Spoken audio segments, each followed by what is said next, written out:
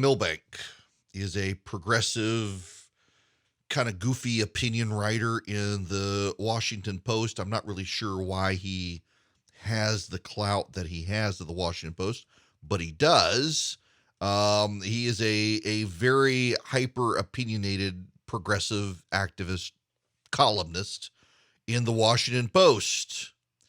He was a style political writer in 2000. He covered the presidency as a White House correspondent. You will note that he is another person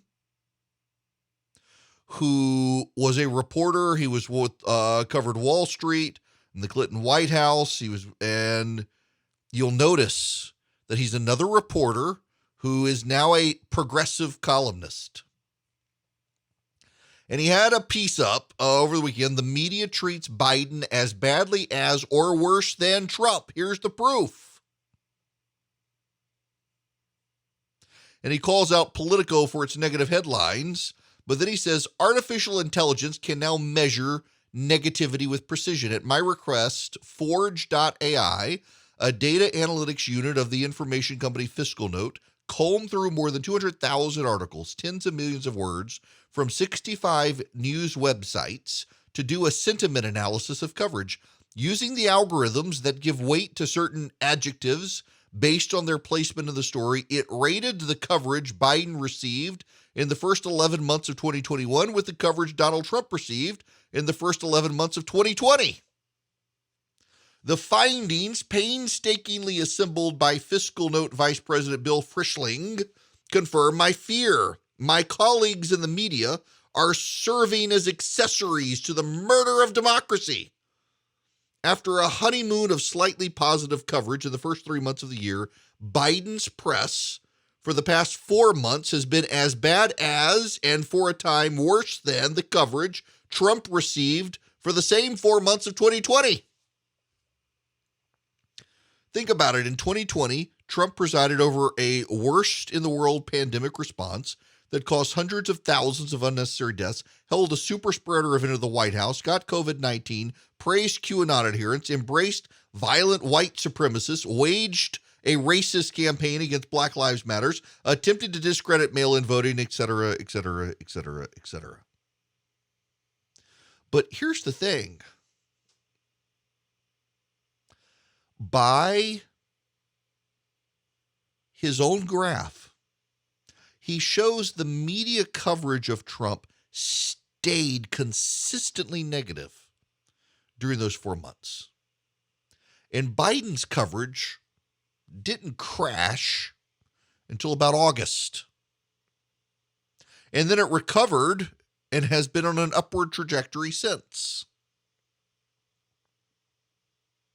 Wonder why Joe Biden's coverage, which was, according to this analysis, far better than the coverage Donald Trump got, why did it crash in August? In fact, if you look at the graph, it looks like the coverage fell as if it had been clinging to an airplane leaving the Kabul airport. Maybe Afghanistan had something to do with the negative coverage. Maybe, just maybe, surrendering to the Taliban and letting them take back over Afghanistan had a lot to do with the negative coverage. And here, my friends, is kind of the point here. The coverage about Donald Trump was always uniformly negative. And it did not matter what Donald Trump did, good or bad. The American media did their best to always paint it as negative. With Joe Biden, it's not negative tone coverage, it's negative events while Joe Biden is president. Joe Biden has not been able to get rid of COVID like he said he would do, and that's been coverage. Inflation was not on the rise when Donald Trump was president. That waited until Joe Biden. The shortages that should have ended are now worse. The supply chain crisis is only just getting resolved. The Afghanistan situation left lingering doubt in people's minds as to Joe Biden's mental fitness and competence for office. All of these things added up. Now, of course, he barely wants to touch on this. He barely wants to highlight any of this. It's the word Afghanistan does not appear in his coverage. But now I take that back. It appears once in his coverage. He wrote, in fact, Trump got press coverage as favorable as or better than Biden is getting today. Sure, Biden has had his troubles with the Delta variant, Afghanistan, and inflation, but the economy is rebounding. He's signed major legislation. He's restored some measure of decency, calm, and respect for democratic institutions. We need a skeptical, independent press, but how about being partisans for democracy? So, in other words, if you're not fluffing up Joe Biden on a daily basis, you're against democracy. Who exactly are the real authoritarians? Who exactly are the real authoritarians here? Because, I mean, that essentially is Milbank's argument that if you're not giving glowing coverage to Joe Biden, members of the media, you're against democracy. That's kind of authoritarian to tell the media they've got to give particular coverage to the president of the United States. Well, it's not just them. Media Matters is coming out. Keep in mind, Media Matters, Eric Bullard, Media Matters is an organization that is ruthlessly used to silence conservatives in the mainstream media. They've come after me a bunch over the years. And now they want to go after the media for daring to criticize Joe Biden. They're saying, hey, the press, you're missing the story. And specifically, a lot of them are talking about the economic coverage and the inflation coverage and the jobs report coverage. They're saying you're missing a big story, and you've been missing it for several months. And I think it's absolutely right for them to ask the press for a little self-reflection and a little accountability. And the Dana Milbank's column, I think, is incredibly important. And I think it's very convincing that Biden actually is getting worse coverage now than Trump. Look, you know, if Trump were a traditional Republican president, if he had been a Jeb Bush president, that would be okay. Look, you know, Trump got bad coverage, Biden gets bad coverage, everyone gets bad coverage. Trump was a fascist. He was a pathological liar. He's trying to destroy free and fair elections in this country. And the idea that this conventional center-left Democrat is getting worse coverage, if I were in the press, I would stop and think, what are we doing here? And is this all accurate?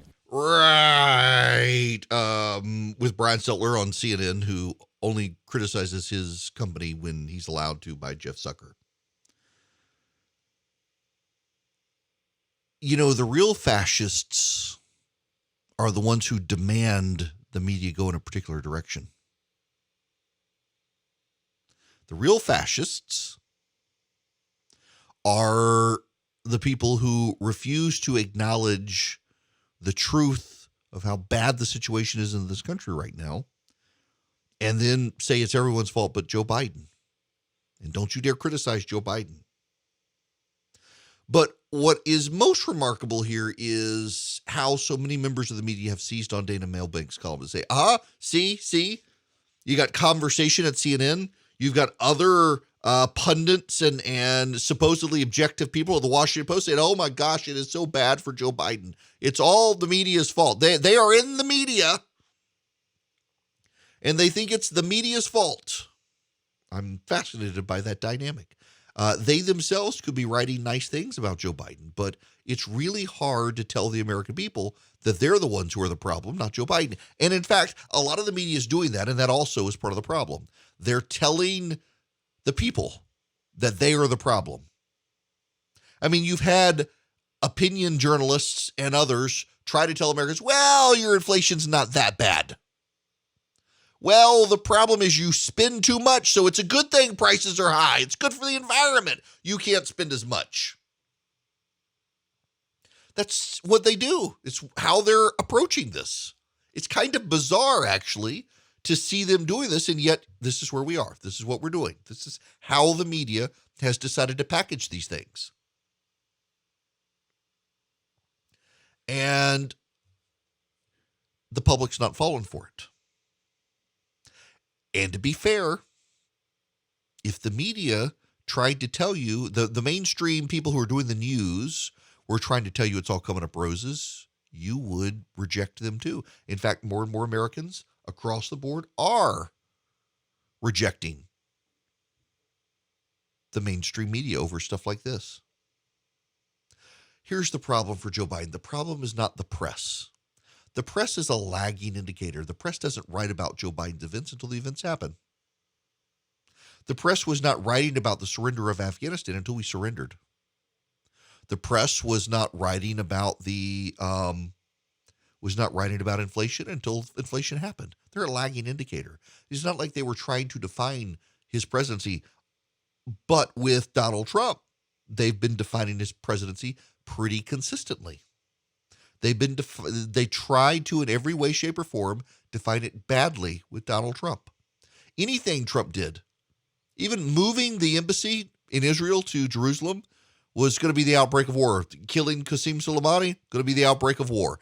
Everything Trump did was viewed badly. The press has tried to help Joe Biden.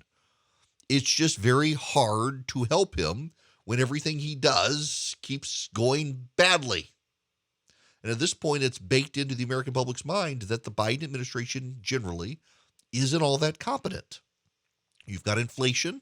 You've got COVID that he said he was going to fight. You've got supply chain shortages. You've got a president who, when he speaks, refuses to take questions from the press. And then when he does speak, seems to be out of it. And then let's not get into Kamala and Buttigieg, who have dragged down the presidency as well. Frankly, people don't like Joe Biden. They're looking at him like the Grinch who stole Christmas, with empty shelves and high prices. And this is the Biden presidency now, not the Trump presidency. The media can complain all it wants, but they were the ones who savaged Donald Trump and did their best to get Joe Biden. And, well, now, sorry, they got what they wanted. They're going to have to deal with it.